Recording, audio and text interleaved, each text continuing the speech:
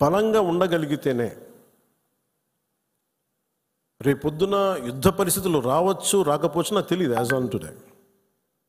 But కొన్ని 7 అంశాల మీద నిర్ణయాలు తీసుకున్నారు. ముందు వాటర్ ఆపారు.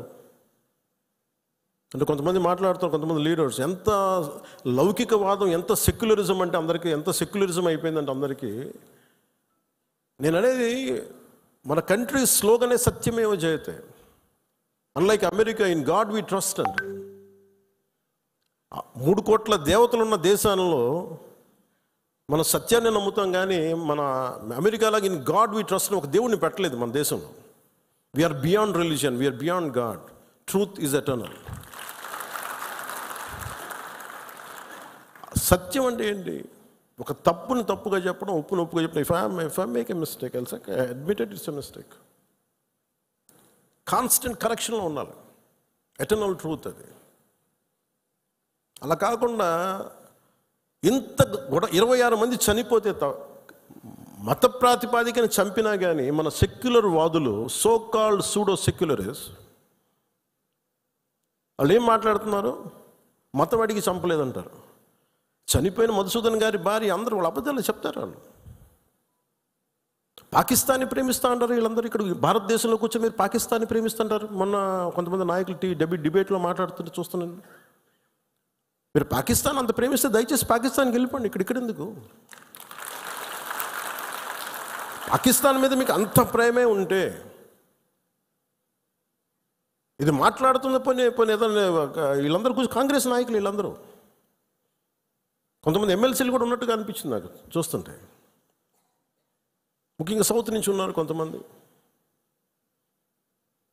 సీనియర్ కాంగ్రెస్ నాయకులేం. కాంగ్రెస్లోనే విభేదం ఉంది. మేము వెళ్ళిపోతే మీరు పాకిస్తాన్ని, మీరు భారతదేశంలో దాడి జరిగినప్పుడు భారతదేశానికి నిలబడాలి తప్ప పాకిస్తాన్కి నిలబడతాం మీరు సెక్యులరిజం అంటే అది ఏ ససేమిరా ఎవరు ఒప్పుకోరు. ఇక్కడ ఆ బలం మనం చూపించాలి. మనం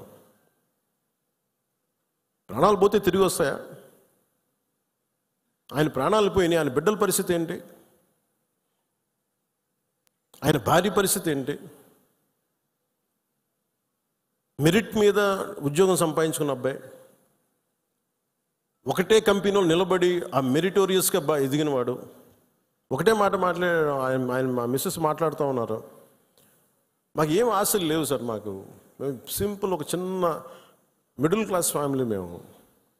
మేము టీవీల్లో కనిపిస్తామని మా కళ్ళలో కూడా ఉండదు, కానీ మా దురదృష్టం ఇలా కనిపించాం మేము టీవీలోనే. నా భర్త చనిపోయినప్పుడు ఇలా మేము టీవీలో కనిపించి మా బతుకులు బయటకు వచ్చినాయి. నా భర్త చనిపోయాడు, అది చెప్పుకోవాల్సిన దుస్థితి మాకు వచ్చిందని.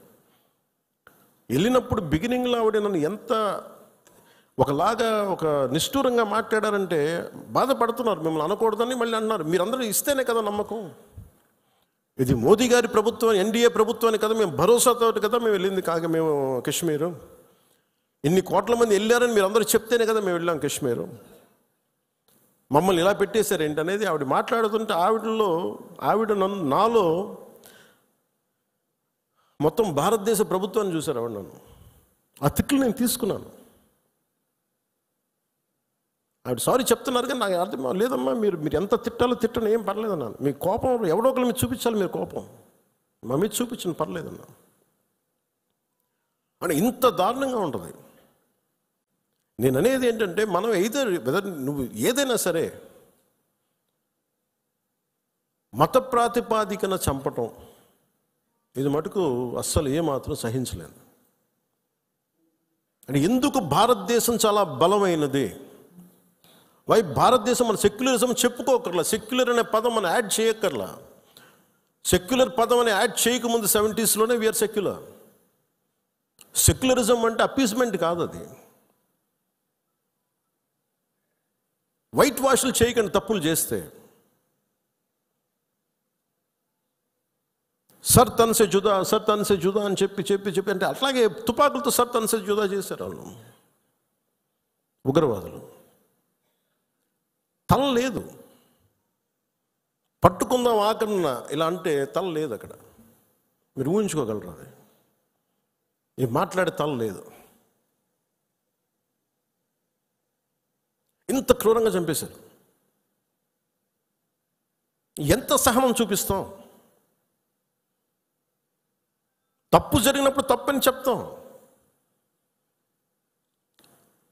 పాకిస్తాన్కి మనకి ఏంటి తేడా? జిన్నా విడిపోయినప్పుడు మేము పాకిస్తాన్లో అందరినీ సమానంగా ఆదరిస్తామని చెప్పారు. హిందువులు ఎల్లక్కర్లేదు, ఆదరిస్తామని చెప్పారు.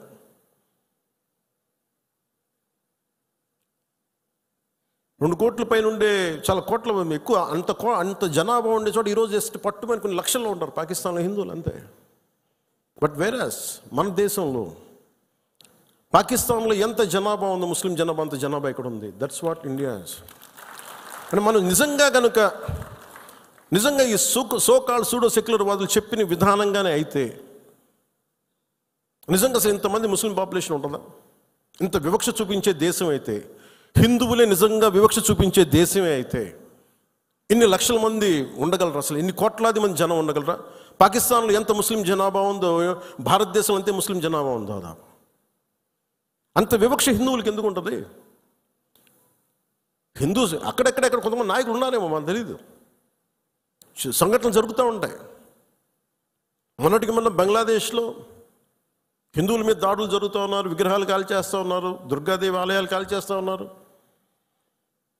నేను మాట్లాడుతున్నప్పుడు మనకెందుకు సార్ అంటారు, అక్కడి నుంచి శరణార్థులు వచ్చేస్తారు, అప్పుడు ఇక్కడికే వస్తారు. మొత్తం దేశం మొత్తం అప్పుడు మన స్థానికులకు ఉద్యోగాలు పోతాయి. అప్పుడు మీకు ఓకేనా అన్న? ఆ దేశం బాగుంటేనే మనం ఇక్కడ ఉద్యోగాలు మన వాళ్ళకి ఇవ్వగలం.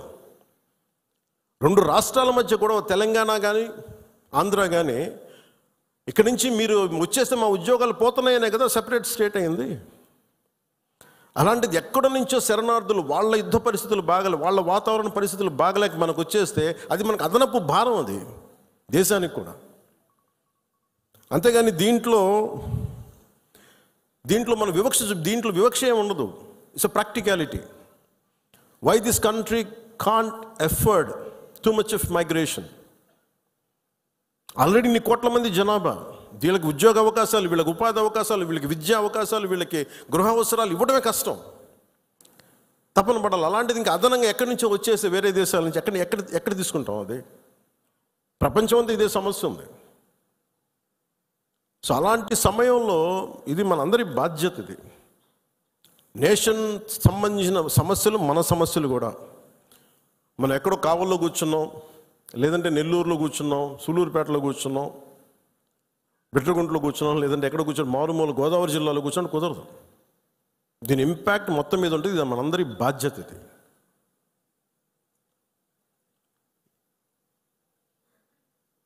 ఈ రోజున మనకి ఒక వాస్తవాన్ని వాస్తవంగా మాట్లాడటం తెలుసుకుందాం.